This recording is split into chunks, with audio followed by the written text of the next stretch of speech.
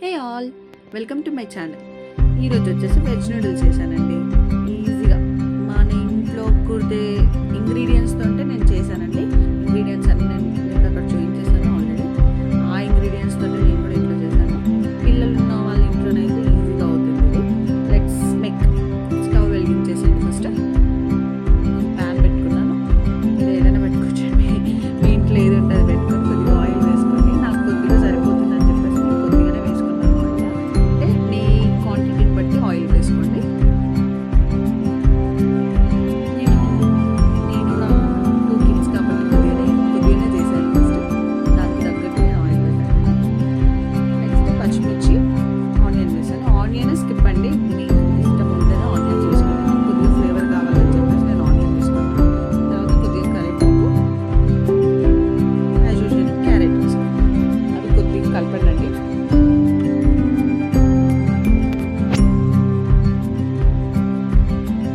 ఎక్కువ మెత్తగా కావాల్సిన అవసరం లేదండి. కొద్దిగా అలా క్రంచీగా ఉంటేనే నూడిల్స్కి కొద్దిగా బాగుంటుంది కదా.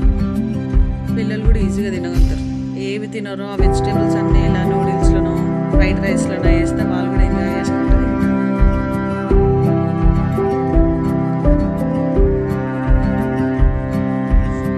కొద్దిగా బాయిల్ అయ్యాక క్యాబేజ్ వేసాను.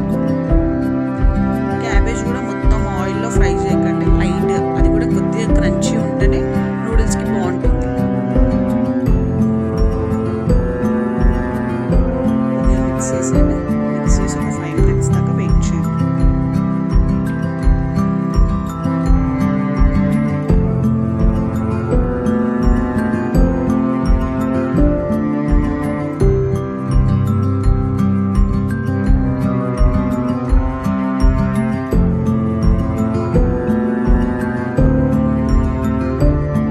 ఇది నార్మల్గా పెట్టామంటే ఏ పిల్లలు కూడా తినరు. ఈ క్యాబేజ్, క్యారెట్ మా ఇంట్లోనైతే మా ఇద్దరు పిల్లలు తినరండి.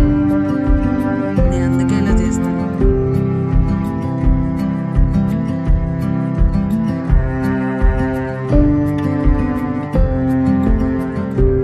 కొద్దిగా క్యాప్సికమ్ తీసుకున్నాండి.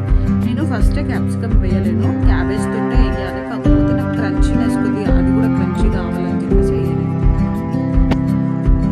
మీ ఇష్టం, ఫస్ట్ అని వేసుకోండి, లాస్ట్ అని వేసుకోండి.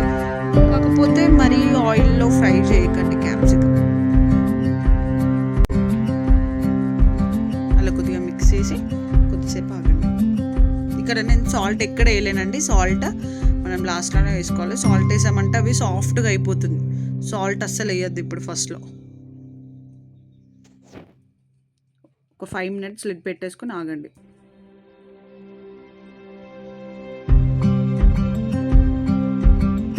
కొద్దిగా మిక్స్ చేయండి.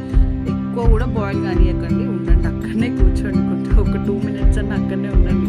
అది కొద్దిగా మనం పక్కకి వెళ్ళా కూడా అది సాఫ్ట్ అయిపోతుంది. అది మనకు క్రంచీనెస్ అనేది ఉండదు.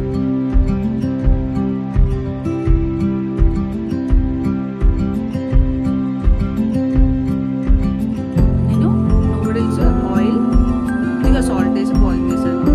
హాఫ్ బాయిల్ చేశాను. ఇది వేసేసుకున్నాను. చేసేసుకుని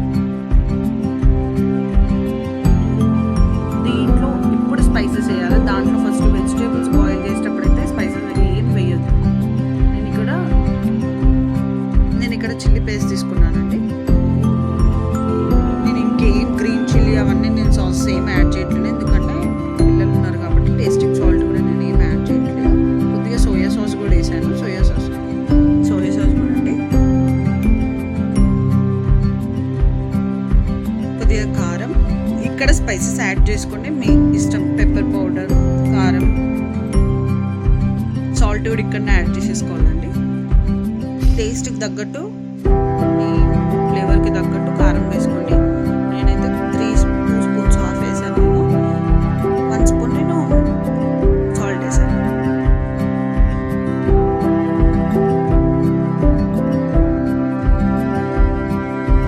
ఈవెన్గా మిక్స్ కావాలంటే ఏదైనా పెద్ద బౌల్ తీసుకొని ఇదంతా దాంట్లో వేసేసి మిక్స్ చేసేసినాక మళ్ళీ పొయ్యి మీద పెట్టండి. అలా అయితే కొద్దిగా ఈవెన్గా మిక్స్ అవుతుంది.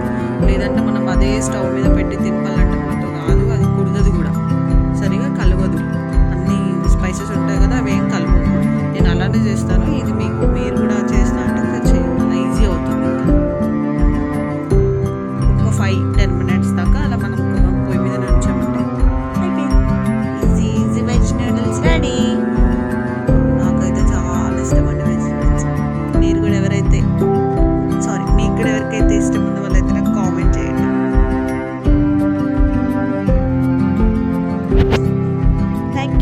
Thank you for the watching. Like చేయండి, షేర్ చేయండి, సబ్స్క్రైబ్ చేయండి ప్లీజ్.